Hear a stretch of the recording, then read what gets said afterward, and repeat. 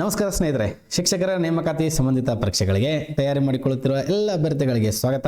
ಮುಂಬರುವಂತಹ ಶಿಕ್ಷಕರ ನೇಮಕಾತಿ, ಅದರಲ್ಲಿಯೂ ಪದವೀಧರರ ಪ್ರಾಥಮಿಕ ಶಾಲಾ ಶಿಕ್ಷಕರು ಅಂದರೆ GPSTR ಎಕ್ಸಾಮ್ಗೆ ತಯಾರಿ ಮಾಡಿಕೊಳ್ಳುತ್ತಿರುವ ಎಲ್ಲ ಅಭ್ಯರ್ಥಿಗಳಿಗೆ ಇಂದಿನ ವಿಡಿಯೋದಲ್ಲಿ ನಾವು ನಿಮಗೆ ಅತಿ ಮುಖ್ಯವಾದ ಸಮಾಜ ವಿಜ್ಞಾನದ ಪತ್ರಿಕೆ 2 ವಿವರಣಾತ್ಮಕ ಪ್ರಶ್ನೋತ್ತರಗಳು, ಅದರಲ್ಲಿಯೂ ಮುಖ್ಯವಾಗಿ 10ನೇ ತರಗತಿಯ ಸಮಾಜ ವಿಜ್ಞಾನದ ಇತಿಹಾಸ ಭಾಗದ ಅಧ್ಯಾಯ 7 ಪಾಠಕ್ಕೆ ಸ್ವಾತಂತ್ರ್ಯ ಹೋರಾಟ ಪಾಠಕ್ಕೆ ಸಂಬಂಧಿಸಿದಂಥ ಮುಖ್ಯವಾದ ಮತ್ತು ಆಳವಾದ ಪ್ರಶ್ನೋತ್ತರಗಳು ಹೇಗೆ ಬರುತ್ತದೆ ಎಂಬ ಪ್ರಶ್ನೆಗಳನ್ನು ಚರ್ಚಿಸ್ತಾ ಇದ್ದೇವೆ.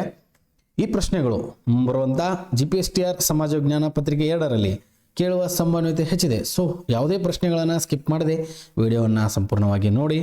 ಅದಕ್ಕೂ ಮುಂಚೆ ಯಾರೆಲ್ಲ ನಮ್ಮ ಚಾನಲ್ಗೆ ಹೊಸದಾಗಿ ಬಂದಿದ್ದೀರಾ, ಚಾನಲನ್ನು ಸಬ್ಸ್ಕ್ರೈಬ್ ಮಾಡ್ಕೊಳ್ಳಿ ಮತ್ತು ಬೆಲ್ ಐಕನ್ ಒತ್ತಿ. ಹಾಗಾದರೆ ತಡ ಮಾಡದೆ ಇಂದಿನ ಇಂಪಾರ್ಟೆಂಟ್ ವಿಡಿಯೋನ ಪ್ರಾರಂಭಿಸೋಣ. ಮೊದಲೇ ಪ್ರಶ್ನೆ ಹೀಗಿದೆ ವಿದ್ಯಾರ್ಥಿ.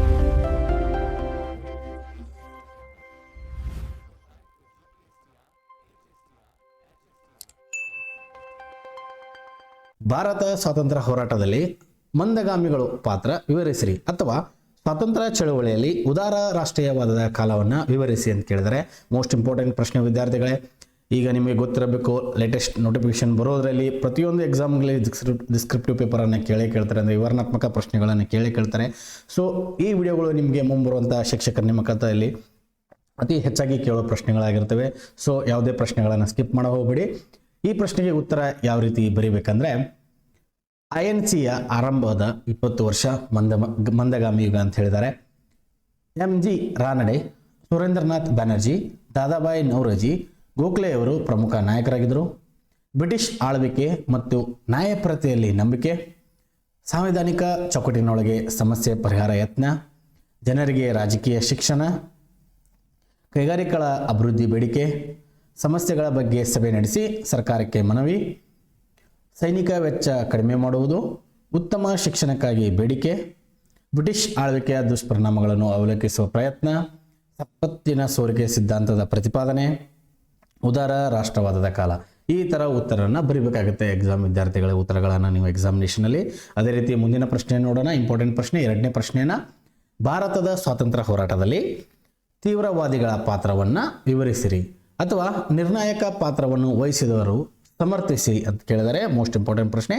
ಈ ಪ್ರಶ್ನೆಗೆ ಯಾವ ಥರ ಎಕ್ಸಾಮಿನೇಷನಲ್ಲಿ ಉತ್ತರ ಬರೀಬೇಕಂದ್ರೆ, ನಿಮ್ಮ ಉತ್ತರಗಳು ಕೀ ಪಾಯಿಂಟ್ಸ್ಗಳು ಯಾವ ಥರ ಇರಬೇಕಂದ್ರೆ, ಮಂದಗಾಮಿಗಳನ್ನು ರಾಜಕೀಯ ಭಿಕ್ಷುಕರೆಂದು ಕರೆದರು, ಮಂದಗಾಮಿಗಳ ಮೃದು ಧೋರಣೆಯ ಬಗ್ಗೆ ಟೀಕೆ, ಅರಬಿಂದೋ ಘೋಷ್, ಬಿಪಿನ್ ಚಂದ್ರಪಾಲ್, ಲಾಲಾ ಲಜಪತ್ ರಾಯ್, ಬಾಲ್ ಗಂಗಾಧರ ತಿಲಕ್ ಪ್ರಮುಖ ನಾಯಕರಾಗಿದ್ದರು, ಬಂಗಾಳದ ವಿಭಜನೆಗೆ ವಿರೋಧ, ಸ್ವದೇಶಿ ಚಳುವಳಿಯ ಆರಂಭ, ವಿದೇಶಿ ವಸ್ತುಗಳ ಬಹಿಷ್ಕಾರ, ಸಂಪೂರ್ಣ ಸ್ವರಾಜ್ಯದ ಗುರಿಯಾಗಿತ್ತು, ಸ್ವರಾಜ್ಯ ನನ್ನ ಜನ್ಮಸಿದ್ಧ ಹಕ್ಕು ಎಂದು ಪಡೆದೇ ತೀರುತ್ತೇನೆ ಎಂದು ತಿಲಕರು ಘೋಷಿಸಿದರು, ಹೋರಾಟಕ್ಕೆ ಜನಸಾಮಾನ್ಯರನ್ನ ಸಂಘಟಿಸಲು ಯತ್ನ, ಧಾರ್ಮಿಕ ಆಚರಣೆಗಳಿಂದ ಸೆಕೆಂಡ್, ಅದರಲ್ಲಿ ಮುಖ್ಯವಾಗಿ ಗಣೇಶ ಆಗಿರ್ಬೋದು, ಶಿವಾಜಿ ಮತ್ತು ದುರ್ಗಾ ಉತ್ಸವಗಳು, ಸ್ವತಂತ್ರ ಹೋರಾಟಕ್ಕೆ ಕೇಸರಿ ಮತ್ತು ಮರಾಠ ಪತ್ರಿಕೆಗಳ ಬಳಕೆ ಮಾಡಿಕೊಂಡ್ರು, ಕ್ರಾಂತಿಕಾರಿಕ ಬರವಣಿಗೆಗಳು ಜನರನ್ನು ಕೆರಳಿಸಿದವು. ಈ ಥರ ಉತ್ತರವನ್ನು ಬರೀಬೇಕಾಗುತ್ತೆ ವಿದ್ಯಾರ್ಥಿಗಳೇ.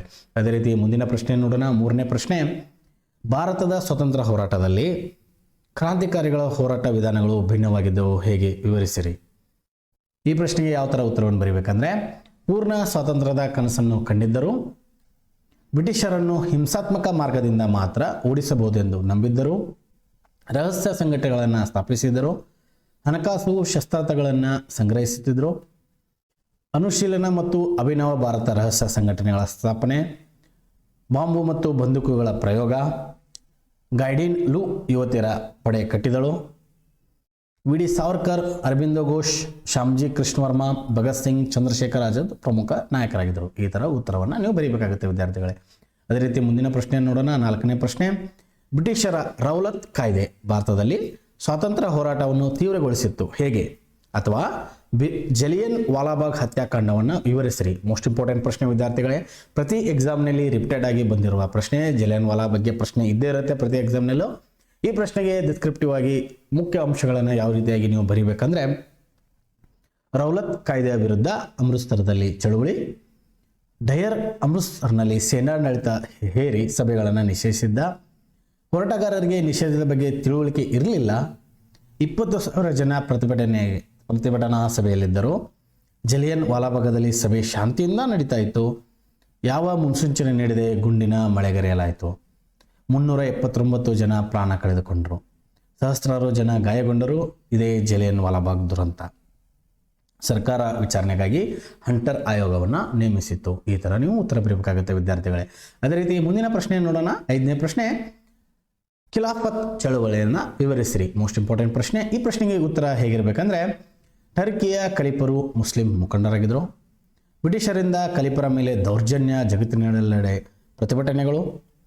ಮೊಹಮ್ಮದ್ ಅಲಿ ಮತ್ತು ಶೌಕತ್ ಅಲಿ ಭಾರತದಲ್ಲಿ ಖಿಲಾಫತ್ ಚಳುವಳಿಯನ್ನು ನಡೆಸ್ತಾ ಇದ್ರು. ಹಿಂದೂ ಮತ್ತು ಮುಸ್ಲಿಂ ಒಗ್ಗಟ್ಟಿಗೆ ಆಂಗ್ಲರು ಹಿಮ್ಮೆಟ್ಟುತ್ತಾರೆಂಬ ನಂಬಿಕೆ ಇತ್ತು. ಗಾಂಧೀಜಿ ಸಹಿತ ಅನೇಕ ನಾಯಕರು ಚಳುವಳಿಗೆ ಬೆಂಬಲಿಸಿದರು. ಈ ಥರ ನೀವು ಉತ್ತರವನ್ನು ಬರೀಬೇಕಾಗುತ್ತೆ ವಿದ್ಯಾರ್ಥಿಗಳೇ. ಅದೇ ರೀತಿ ಮುಂದಿನ ಪ್ರಶ್ನೆ ನೋಡೋಣ. ಇಂಪಾರ್ಟೆಂಟ್ ಪ್ರಶ್ನೆ. 6ನೇ ಪ್ರಶ್ನೆ, ಅಸಹಕಾರ ಚಳುವಳಿಯ ಪ್ರಮುಖ ಕಾರ್ಯಕ್ರಮಗಳ್ಯಾವು ಅಥವಾ ಪರಿಣಾಮಗಳೇನು ಅಥವಾ ಪ್ರಮುಖ ಬೆಳವಣಿಗೆಗಳ್ಯಾವು? ಮೋಸ್ಟ್ ಇಂಪಾರ್ಟೆಂಟ್ ಪ್ರಶ್ನೆ ವಿದ್ಯಾರ್ಥಿಗಳೇ. ಈ ಪ್ರಶ್ನೆಗೆ ಯಾವ ಥರ ಉತ್ತರವನ್ನು ಬರೀಬೇಕಂದ್ರೆ, 1920ರಲ್ಲಿ ಚಳವಳಿಗೆ ಕರೆ ನೀಡಲಾಯಿತು. ಶಾಲಾ, ಕಾಲೇಜ್ ಮತ್ತು ನ್ಯಾಯಾಲಯಗಳನ್ನು ಬಹಿಷ್ಕರಿಸುವುದು. ಬ್ರಿಟನ್ನಿನ ರಾಜಕುಮಾರನ ಭೇಟಿಗೆ ವಿರೋಧ. ದೇಶಾದ್ಯಂತ ಇದರ ವಿರುದ್ಧ ಹರ್ತಾಳು ನಡೀತಾ ಇತ್ತು. ಚೌರಿ ಚೌರ ಎಂಬಲ್ಲಿ ಸಾವಿರಾರು ಸ್ವಾತಂತ್ರ್ಯ ಯೋಧರು ಧುಮುಕಿದ್ರು. ಶಾಂತಿಯುತವಾದ ಚಳವಳಿಗಾರರ ಮೇಲೆ ಪೊಲೀಸರಿಂದ ಹಲ್ಲೆ. ಜನ ಠಾಣೆಗೆ ನುಗ್ಗಿದಾಗ ಪೊಲೀಸರಿಂದ ಗೋಲಿಬಾರ್. ಪೊಲೀಸ್ ಠಾಣೆಗೆ ಬೆಂಕಿ ಹಚ್ಚಿ 22 ಜನ ಪೊಲೀಸರ ಸಜೀವ ದಹನ. ಇದೇ ಚೌರಿ ಚೌರ ಘಟನೆ 1922ರಲ್ಲಿ ನಡೆಯಿತು. ಚಳವಳಿಯ ಹಿಂಸೆಗೆ ತಿರುಗಿದ್ದರಿಂದ ಗಾಂಧೀಜಿ ಅದನ್ನು ಹಿಂಪಡೆದರು. ಗಾಂಧೀಜಿಗೆ 6 ವರ್ಷ ಜೈಲು ಶಿಕ್ಷೆ. ಈ ಥರ ನೀವು ಉತ್ತರ ಇಂಪಾರ್ಟೆಂಟ್ ಫ್ಯಾಕ್ಟರ್ ವೈಸ್ ಆಗಿ ಉತ್ತರಗಳನ್ನು ಬರೀಬೇಕಾಗುತ್ತೆ ವಿದ್ಯಾರ್ಥಿಗಳ ಎಕ್ಸಾಮಿನೇಷನ್ನಲ್ಲಿ. ಅದೇ ರೀತಿ ಮುಂದಿನ ಪ್ರಶ್ನೆ ನೋಡೋಣ. 7ನೇ ಪ್ರಶ್ನೆ, ರಾಷ್ಟ್ರೀಯ ಸ್ವಾತಂತ್ರ್ಯ ಸಂಗ್ರಾಮದಲ್ಲಿ ರೈತರು ಸಂಘಟಿಸಿದ ಪ್ರತಿಭಟನೆಗಳು ಪ್ರಮುಖವಾಗಿದ್ದು ಎಂಬುದನ್ನು ವಿವರಿಸಿರಿ. ಮೋಸ್ಟ್ ಇಂಪಾರ್ಟೆಂಟ್ ಪ್ರಶ್ನೆ. ಈ ಪ್ರಶ್ನೆಗೆ ಉತ್ತರ ಯಾವ ಥರ ಇರಬೇಕಂದ್ರೆ, ಜಮೀನ್ದಾರರು ಮತ್ತು ಯುರೋಪಿಯನ್ ಪ್ಲಾಂಟರ್ಗಳ ವಿರುದ್ಧ ದಂಗೆ. ಚಂಪಾರಣ್ಯ ಜಿಲ್ಲೆಯಲ್ಲಿ ನೀಲಿ ಬೆಳೆಯುವುದನ್ನು ವಿರೋಧಿಸಿದ ರೈತರು. ಭೂ ಕಂದಾಯದ ವಿರುದ್ಧ ಹರತಾಳುಗಳು. ಕಿಸಾನ್ ಸಭಾದಡಿ ಹೋರಾಟ. ಚಂಪಾರಣ್ಯ ಮತ್ತು ಕೇಡ್ಗಳಲ್ಲಿ ಗಾಂಧೀಜಿಯವರ ಪ್ರಭಾವ. ತೇಬಾಗ್ ಮತ್ತು ಮಲಬಾರ್ಗಳಲ್ಲಿ ವಿರೋಧ. ಅಸಹಕಾರ ಆಂದೋಲನ, ಕರ ನಿರಾಕರಣೆ, ಕ್ವಿಟ್ ಇಂಡಿಯಾ ಚಳವಳಿಯಲ್ಲಿ ಭಾಗಿ. ತೆಲಂಗಾಣದ ರೈತರು ಜಮೀನ್ದಾರರು ಮತ್ತು ರಜಾಕಾರರ ವಿರುದ್ಧ ಹೋರಾಟ. ಬಂಗಾಳದ ರೈತರು ಜಮೀನ್ದಾರರ ಶೋಷಣೆ ವಿರುದ್ಧ ದಂಗೆ. ಮಹಾರಾಷ್ಟ್ರದಲ್ಲಿ ರೈತರು ಕಡಿಮೆ ಕೂಲಿ ವಿರುದ್ಧ ಚಳುವಳಿ. ಈ ಥರ ನೀವು ಇಂಪಾರ್ಟೆಂಟ್ ಪಾಯಿಂಟ್ಸ್ ಆಗಿ ಉತ್ತರಗಳನ್ನು ಡೀಟೇಲ್ ಆಗಿ ಬರೀಬೇಕಾಗುತ್ತೆ ವಿದ್ಯಾರ್ಥಿಗಳೇ. ಅದೇ ರೀತಿ ಮುಂದಿನ ಪ್ರಶ್ನೆ ನೋಡೋಣ. 8ನೇ ಪ್ರಶ್ನೆ, ಸ್ವತಂತ್ರ ಹೋರಾಟದಲ್ಲಿ ವಿವಿಧ ಬುಡಕಟ್ಟು ವರ್ಗಗಳ ಬಂಡಾಯವನ್ನು ವಿವರಿಸಿರಿ. ಈ ಪ್ರಶ್ನೆಗೆ ಯಾವ ಥರ ಉತ್ತರವನ್ನು ಬರೀಬೇಕಂದ್ರೆ, ಬ್ರಿಟಿಷರ ಕಂದಾಯ ಮತ್ತು ಅರಣ್ಯ ನೀತಿಯಿಂದ ದಂಗೆ. ಸಂತಾಲರ್ ದಂಗೆ, ಕೋಲಾರ್ ದಂಗೆ ಮತ್ತು ಮುಂಡಾ ಚಳುವಳಿ ಮತ್ತು ಹಲಗಲಿ ಬೇಡರ ಬಂಡಾಯವಾಗಿತ್ತು. ಸತಾಲ್ ಬುಡಕಟ್ಟು ಜನಾಂಗ ಬಂಗಾಳ, ಒರಿಸ್ಸಾ ಗುಡ್ಡಗಾಡು ಪ್ರದೇಶದಲ್ಲಿದ್ದರು. ಜಮೀನ್ದಾರಿ ಪದ್ಧತಿಯಿಂದ ನಿರ್ಗತಿಕರಾಗಿದ್ದರು. ಜಮೀನ್ದಾರರು, ಲೇವಾದೇವಿಗಾರರು ಮತ್ತು ಕಂಪನಿಯಿಂದ ಶೋಷಣೆ. ಸತಾಲರ್ ರಹಸ್ಯ ಸಭೆ, ಬಾರ್ಹತ್, ಬಾಕ್ತೂರ್ ರಾಜ್ಮಹಲ್ಗಳಲ್ಲಿ ದಂಗೆ ತೀವ್ರತೆ. ಜಮೀನ್ದಾರರು ಮತ್ತು ಲೇವಾದೇವಿಗಾರರು ಪಲಾಯನ. ದಂಗೆ ಹತ್ತಿಕ್ಕಲು ಸೇನೆ ಬಳಕೆ. ಮುಂದಿನ ಹೋರಾಟಗಳಿಗೆ ಇವು ಪ್ರೇರಣೆಯಾದವು. ಈ ಥರ ನೀವು ಉತ್ತರವನ್ನು ಬರೀಬೇಕಾಗುತ್ತೆ ವಿದ್ಯಾರ್ಥಿಗಳೇ. ಅದೇ ರೀತಿ ಮುಂದಿನ ಪ್ರಶ್ನೆ ನೋಡೋಣ. 9ನೇ ಪ್ರಶ್ನೆ, ಸ್ವತಂತ್ರ ಹೋರಾಟದಲ್ಲಿ ಸುಭಾಷ್ ಚಂದ್ರ ಬೋಸ್ರ ಪಾತ್ರವನ್ನು ವಿವರಿಸಿರಿ. ಇಂಪಾರ್ಟೆಂಟ್ ಪ್ರಶ್ನೆ ವಿದ್ಯಾರ್ಥಿಗಳೇ. ಈ ಪ್ರಶ್ನೆಗೆ ಯಾವ ಥರ ನೀವು ಉತ್ತರವನ್ನು ಬರೀಬೇಕಂದ್ರೆ, ನೇತಾಜಿ ಎಂದು ಜನಪ್ರಿಯರಾಗಿದ್ದರು. ಸಮಾಜವಾದಿ ಪಕ್ಷವನ್ನು ಸ್ಥಾಪಿಸಿದ್ದರು. ವಿದೇಶಗಳಿಗೆ ತೆರಳಿ ಭಾರತೀಯರ ಸಂಘಟನೆ ಮಾಡ್ತಾಯಿದ್ರು. ಹರಿಪುರ ಅಧಿವೇಶನದ ಅಧ್ಯಕ್ಷರು. ತ್ರಿಪುರ ಅಧಿವೇಶನದ ಅಧ್ಯಕ್ಷರಾದರು. ಫಾರ್ವರ್ಡ್ ಬ್ಲಾಕ್ ಪಕ್ಷವನ್ನು ಸ್ಥಾಪಿಸಿದರು. ಗೃಹ ಬಂಧನದಿಂದ ತಪ್ಪಿಸಿಕೊಂಡು ಜರ್ಮನಿಗೆ ಪಯಣ. ಬ್ರಿಟಿಷರ ಯುದ್ಧ ತಯಾರಿ. ಜಾಗತಿಕ ಯುದ್ಧದಲ್ಲಿ ಭಾರತೀಯರ ಪಾಲ್ಗೊಳ್ಳುವಿಕೆಗೆ ವಿರೋಧ ಮಾಡ್ತಾಯಿದ್ರು. ಆಜಾದ್ ಹಿಂದ್ ರೇಡಿಯೋದಲ್ಲಿ ಭಾಷಣ ಪ್ರಸಾರ ಮಾಡಿದರು. ರಾಸ್ ಬಿಹಾರಿ ಬೋಸ್ ಇಂಡಿಯನ್ ಇಂಡಿಪೆಂಡೆನ್ಸ್ ಲೀಗನ್ನು INA ಎಂದು ಕರೆದರು. ನೇತಾಜಿ INAಯ ಮುಖಂಡರಾದರು. ದೆಹಲಿ ಚಲೋಗೆ ಕರೆ ನೀಡಿದರು. ನನಗೆ ರಕ್ತ ಕೊಡಿ, ನಾನು ನಿಮಗೆ ಸ್ವಾತಂತ್ರ್ಯ ನೀಡಲು ಪ್ರಯತ್ನಿಸುತ್ತೇನೆ ಎಂದರು. ಝಾನ್ಸಿ ಮಹಿಳಾ ರೆಜಿಮೆಂಟನ್ನು ಕ್ಯಾಪ್ಟನ್ ಲಕ್ಷ್ಮಿ ಮುನ್ನಡೆಸಿದರು. ರಂಗೂನಿನ ಮೂಲಕ ದೆಹಲಿಯ ವಶಕ್ಕೆ ಪ್ರಯತ್ನ. ಬರ್ಮಾದ ಗಡಿಯಲ್ಲಿ ಸಶಸ್ತ್ರ ಹೋರಾಟ. ಭಾರತ ಗಡಿ ಪ್ರವೇಶಿಸಿ ಸ್ವರಾಜ್ಯ ಘೋಷಣೆ. ವಿಮಾನ ಅಪಘಾತದಲ್ಲಿ ಮರಣ, ಆದರೆ ಮರಣದ ಕುರಿತು ಯಾವುದೇ ಸ್ಪಷ್ಟನೆ ಇಲ್ಲ. ಈ ಥರ ನೀವು ಕೀ ಪಾಯಿಂಟ್ಸ್ಗಳನ್ನು ಎಕ್ಸಾಮಿನೇಷನ್ಗೆ ಬರೀಬೇಕಾಗುತ್ತೆ ವಿದ್ಯಾರ್ಥಿಗಳೇ. ಅದೇ ರೀತಿ ಮುಂದಿನ ಪ್ರಶ್ನೆ ನೋಡೋಣ. 10ನೇ ಪ್ರಶ್ನೆ, ಡಾಕ್ಟರ್ BR ಅಂಬೇಡ್ಕರ್ ಅವರು ಒಬ್ಬ ಶ್ರೇಷ್ಠ ಸುಧಾರಕರು, ದೃಢೀಕರಿಸಿರಿ. ಮೋಸ್ಟ್ ಇಂಪಾರ್ಟೆಂಟ್ ಪ್ರಶ್ನೆ ವಿದ್ಯಾರ್ಥಿಗಳೇ. ಪ್ರತಿ ಎಕ್ಸಾಮ್ನಲ್ಲಿ ರಿಪೀಟೆಡ್ ಆಗಿ ಕೇಳಿರುವಂಥ ಪ್ರಶ್ನೆಗಳು. ಈ ಪ್ರಶ್ನೆಗೆ ಉತ್ತರವನ್ನು ಯಾವ ರೀತಿಯಾಗಿ ಬರೀಬೇಕಂದ್ರೆ, ಸಮಾನತೆ ಇಲ್ಲದ ರಾಜಕೀಯ ಸ್ವಾತಂತ್ರ್ಯ ಅರ್ಥಹೀನ.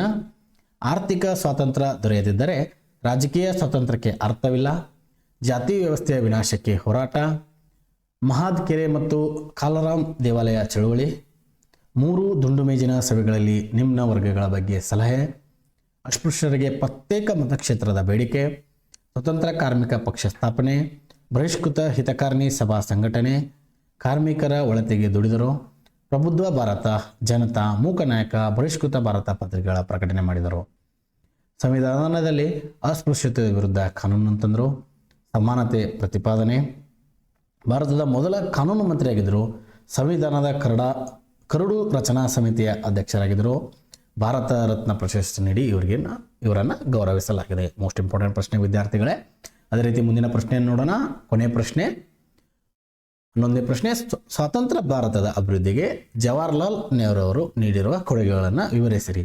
ಮೋಸ್ಟ್ ಇಂಪಾರ್ಟೆಂಟ್ ಪ್ರಶ್ನೆ ವಿದ್ಯಾರ್ಥಿಗಳೇ. ಈ ಪ್ರಶ್ನೆಗೆ ಯಾವ ಥರ ಉತ್ತರವನ್ನು ಬರೀಬೇಕಂದ್ರೆ, ನವ ಭಾರತದ ಶಿಲ್ಪಿ, ಭಾರತದ ಮೊದಲ ಪ್ರಧಾನಮಂತ್ರಿ, ಭಾಷಾವಾರು ಪ್ರಾಂತ್ಯಗಳ ರಚನೆಗೆ ಕಾರಣ, ಭಾರತದ ಪ್ರಜಾಪ್ರಭುತ್ವಕ್ಕೆ ತಳಹದಿ, ಸರ್ದಾರ್ ಪಟೇಲರೊಂದಿಗೆ ಸೇರಿ ದೇಶೀಯ ಸಂಸ್ಥಾನಗಳ ವಿಲೀನೀಕರಣ, ಮಿಶ್ರ ಆರ್ಥಿಕ ನೀತಿಯ ಹರಿಕಾರ, ಕೈಗಾರಿಕೀಕರಣದ ಶಿಲ್ಪಿ, ಪಂಚವಾರ್ಷಿಕ ಯೋಜನೆಗಳ ಪ್ರಾರಂಭ, ಪಂಚಶೀಲ ತತ್ವಗಳ ಪ್ರತಿಪಾದನೆ, ಭಾರತದ ವಿದೇಶಾಂಗ ನೀತಿಯ ಶಿಲ್ಪಿ, ಅಲಿಪ್ತ ನೀತಿಯನ್ನು ಅನುಸರಿಸಿದರು, ಶಾಂತಿ ಸಹಬಾಳ್ವೆಯ ಸೂತ್ರಗಳ ಅನುಷ್ಠಾನ, ಲಾಹೋರ್ ಅಧಿವೇಶನದ ಅಧ್ಯಕ್ಷತೆ, ಸಮಾಜವಾದಿ ಪಕ್ಷವನ್ನು ಸ್ಥಾಪಿಸಿದರು.